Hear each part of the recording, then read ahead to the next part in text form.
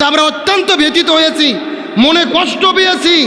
সেই স্বৈরাচারের দোসর আওয়ামী লীগের গোপালগঞ্জের এক নেত্রী সুবর্ণা ঠাকুর, তাকে বিএনপির পক্ষ থেকে এমপি মনোনীত করা হয়েছে। জোরে বলেন সুবহানাল্লাহ। কি জোরে কর নাউজুবিল্লাহ। সারা জীবন দালালি করলেন আওয়ামী লীগের, এমনকি তার এক বক্তব্য ভাইরাল হয়েছে। এই সুবর্ণা ঠাকুর হাসিনাকে সামনে নিয়ে বক্তব্য দিয়েছিলেন যে 52 বছর ধরে আমরা আওয়ামী লীগের খেদমত করতেছি, নৌকর খেদমত করতেছি, এদের হাতকে শক্তিশালী করতে হবে। আমরা মনে কষ্ট পাই যখন ওই আওয়ামী লীগ করা কোনো নেত্রী বর্তমান সংসদে যায়। এটা বেঈমানি, গাদ্দারি, মুনাফিকি ছাড়া কিছু হতে পারে না। কত ত্যাগী নেত্রী আছে, তাদেরকে বানান। বিএনপি দলের বহু নেত্রী, তাদেরকে বাদ দিয়ে আওয়ামী লীগ স্বৈরাচারের দোসরকে যখন এমপি বানানো হয়, জুলাই অভ্যুত্থানের স্পিরিট যাদের অন্তরে আছে, মনে কষ্ট লাগে কি লাগে না? রাজনৈতিকভাবে কথাটা নেবেন না। ওই স্বৈরাচার আওয়ামী লীগ জাতীয় পার্টি মিলেমিশে 17 বছর দেশটা লুটে পুটে খেলো। এখন আপনার জামাত বিএনপি একসাথে আন্দোলন করেছেন 17 বছর, মিলেমিশে দেশ চালান। সরকারি দল বিরোধী দল, তবে জুলাইকে মেনে নেন, সনদ বাস্তবায়ন করেন, মিলেমিশে দেশ চালান। এর বাইরে আমাদের কোনো চাওয়া পাওয়া নাই। আমরা ক্ষমতায় যেতেও চাই না, আপনাদের চেয়ার নিতেও চাই না। তবে যেই 1700 ছাত্র জনতা জীবন দিল রাষ্ট্র সংস্কারের স্বপ্ন দেখে, ওই সংস্কার আমরা চাই কি চাই না? এখন আই হ্যাভ এ প্ল্যানের অংশ হিসেবে যদি আবার স্বৈরাচারদেরকে পুনর্বাসন করা হয়, তাদেরকে নমিনেশন দেওয়া হয়, তখনই আমরা জাতি হিসেবে মনের মধ্যে কষ্ট পাই। 1700 ছাত্র জনতা জীবন দিয়েছেন, কত ছোট ছোট বাচ্চা জীবন দিলেন এই দেশের জন্য, স্বাধীনতার জন্য। যে ছোট বাচ্চারা জীবন দিয়ে বিদায় নিয়ে চলে গেলেন, বলেন তো তাদের বাবা মার মনে কষ্ট লেগেছে কি লাগে নাই? 5 বছরের ছোট্ট শিশু, 6 বছরের ছোট্ট শিশু জাবির ইব্রাহিম, এই ছোট্ট শিশুটি জীবন দিয়ে শহীদ হয়েছিলেন। তার মার হাহাকার, তার মায়ের কান্না। আমরা জামাত ইসলামী দলকে ধন্যবাদ দেই। সংসদ চলতিছে, নারীদেরকে সংরক্ষিত আসনে এমপি করা হচ্ছে। এই শিশু শহীদ জাবির ইব্রাহিমের মা রোকেয়া বেগমকে জামাত ইসলাম দল থেকে এমপি মনোনীত করা হয়েছে। আলহামদুলিল্লাহ বলেন। আজকে শহীদের মা সংসদে যাবেন, তিনি শহীদদের পক্ষে কথা বলবেন, জুলাই অভ্যুত্থানের শহীদ পরিবারের পক্ষে কথা বলবেন। আজকে একটা শহীদের মা, তিনি যাচ্ছেন সংসদের ভেতরে। 5ই আগস্টে স্বৈরাচার যখন পালিয়ে গেলেন, এই মাত্র 6 বছরের শিশু জাবির ইব্রাহিম বাড়ি থেকে আনন্দ করে বের হয়েছিলেন যে রাজপথে গিয়ে আমি মিছিল করব, কিন্তু তিনি জানতো না রাজপথে নামলেই তাকে বিদায় নিতে হবে।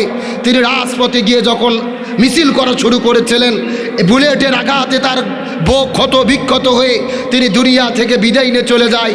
এই জাবির ইব্রাহিম সহ যত ছাত্ররা জীবন দিয়ে নতুন স্বাধীনতা আমাদের এনে দিল, স্বৈরাচার মুক্ত বাংলাদেশ গড়ে দিল। আল্লাহ সকলকে শাহাদতের মর্যাদা দান করুক, বলেন আমিন।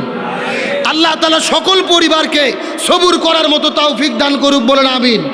এবং এই জামাতকে ধন্যবাদ দেই, তারা সময় উপযোগী সিদ্ধান্ত নিয়েছে এবং তারা প্রমাণ করেছে তারা সত্যিই জুলাইকে ধারণ করে। গত 16 বছর আলেমদের ওপরে জুলুম হয়েছে, আয়না ঘরে বন্দি করেছে। জালিমেরা কি এখন বর্তমানে আছে না পালাইছে? আপা দেখলাম দিল্লির হসপিটালের বেডে শুয়ে আছে, একেবারে শুটকি বুড়ির মতো, শরীরে কোনো গোস্ত নাই। স্বৈরাচার আপা বোঝেননি, একেবারে অসুস্থ হয়ে মুমূর্ষ অবস্থায় হসপিটালে পড়ে আছে। তার ছেলে জয় এবং মেয়ে পুতুল জয়ে তার পাশে দাঁড়িয়ে তার সেবা করতেছে। কঠিন অবস্থা।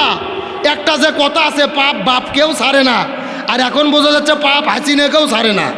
কথা কর না গা, এগুলো কার খেলা? ফেরাউন যেরকম শুটকি হয়ে পড়ে আছে মিশরে, একই রকম আমার দেশের স্বৈরাচার দিল্লিতে শুটকি হয়ে পড়ে আছে। মানুষের তো উচিত ছিল, অনেকে বলতেছে এটা এআই দিয়ে বানানো ছবি, সঠিক না। ওটা সঠিক না ব্যাটিক আমি বলতে যাব না, তবে এটা দেখার পরে মানুষ খুশি হয়েছে। কারণ কি, একটা মানুষ অসুস্থ হলে ইমানদার হিসেবে উচিত ছিল তার জন্য দোয়া করা, কিন্তু মানুষ দোয়া না করে অভিশাপ দিচ্ছে, কারণ সে ছিল জালেম।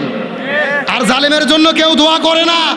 এর উপরে আলেমের অভিশাপ আছে, 1700 শহীদের পরিবারের অভিশাপ আছে। আর হাদিস এসেছে, যারা দুনিয়াতে জালেম থাকে, জুলুম করে, মৃত্যুর আগেই আল্লাহ তাদেরকে ফিরাউনের মতো শুটকি করে জনগণের মধ্যে লাঞ্ছিত করে। সুতরাং আল্লাহ শিক্ষা দেয়, ক্ষমতার পরে জুলুম করা যাবে, আর যুগে যুগে যারা জুলুম করে তাদের অপমানিত করে কে? জোরে বলে, লাঞ্ছিত করে কে? সুতরাং এই স্বৈরাচারের থেকে শিক্ষা নেন, নতুন করে কেউ যেন স্বৈরাচার হতে না চায়। শিক্ষা নেওয়ার দরকার আছে না নাই? আজকে আমাদের মনে কষ্ট, 24-এর অভ্যুত্থান পার হলো, জুলাই হলো, যেই শান্তির আশায় আমরা কি শান্তি পাচ্ছি? 2 ঘন্টা ধরে থাকা লাগে পাম্পে তেল নেওয়ার জন্যে। কথা কর না কা?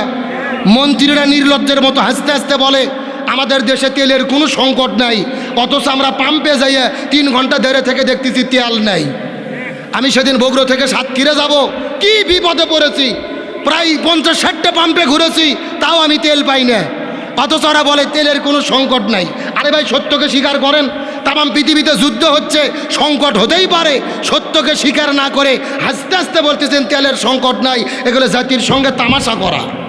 বিরোধী দলীয় নেতা আমিরে জামাত অবশ্য গতকাল সংসদে চমৎকার বলছে যে তেলের সংকট নাই, কথা সত্য, এটা সংসদের ভেতরে, সংসদের তেলের কোনো সংকট নাই, প্রত্যেকটা নেতার মুখে শুধু তেল মারা। কথা কর না কা? তেল মারতে মারতে তেলের সংকট করে ফেলে দিয়েছে, তেলের দাম বেড়ে ফেলে দিয়েছে। তামাম দেশে তেলের সংকট, ওখানে তেলের কোনো সংকট নাই। এই জন্য বলতে চাচ্ছিলাম, এই সংকট যদি আমরা নিরসন করতে চাই, বলা হচ্ছে সিন্ডিকেটদের জন্য তেলের দাম বৃদ্ধি হলো।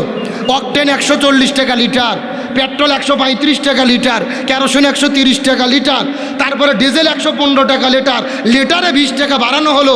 তাও মন্ত্রী বলতেছে কিঞ্চিত বৃদ্ধি করা হয়েছে, লিটারে 20 টাকা, আর ওরা বলতেছে কিঞ্চিত বৃদ্ধি। কি বুঝ দেবেন আপনাদেরকে?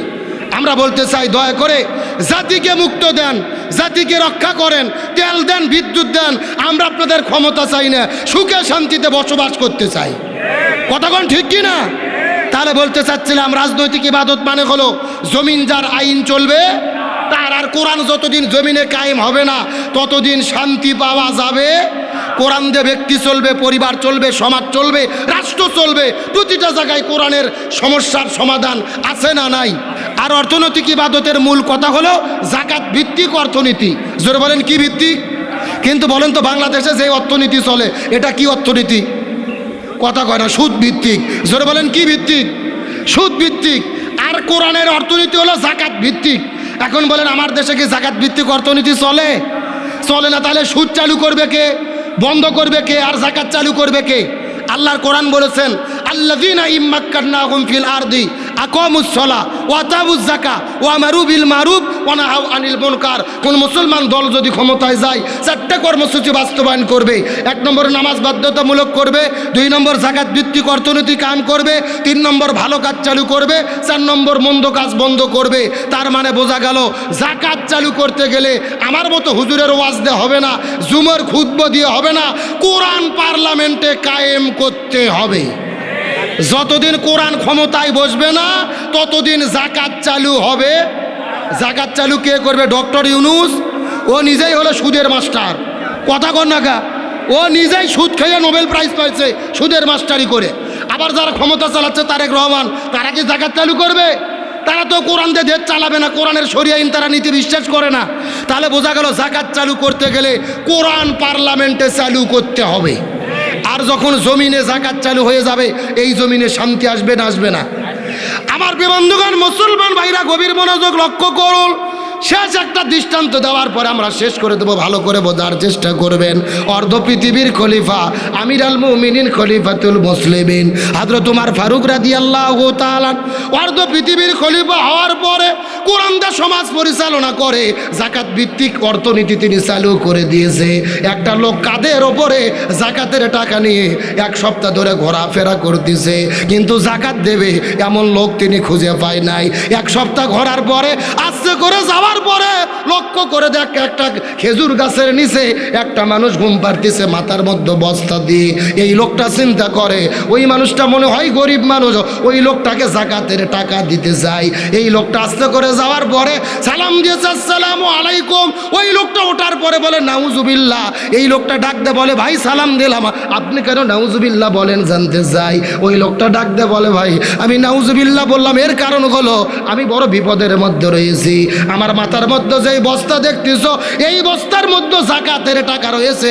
1 নয় 2 নয় 1 মাস ধরে আমি পুরো মক্কা মদিনার মধ্যে ঘোরাফেরা করতেছি, আমি জাকাতের টাকা দেব এমন লোক আমি খুঁজে পাই না। এক ব্যক্তি 7 দিন ধরে খোঁজে, আর এক ব্যক্তি 1 মাস ধরে খোঁজে, জাকাত দেওয়ার মতো কোনো লোক জমিনের মধ্যে খুঁজে পাওয়া যায় নাই। আল্লাহর কোরআনের কসম করে বলি, এই বাংলাদেশেও কোরআন যদি চালু হয় আর জাকাতের অর্থনীতি যদি বাংলাদেশে চালু হয়ে যায়, এই দেশের ভেতরেও একটা মানুষও দরিদ্র খুঁজে পাওয়া যাবে না।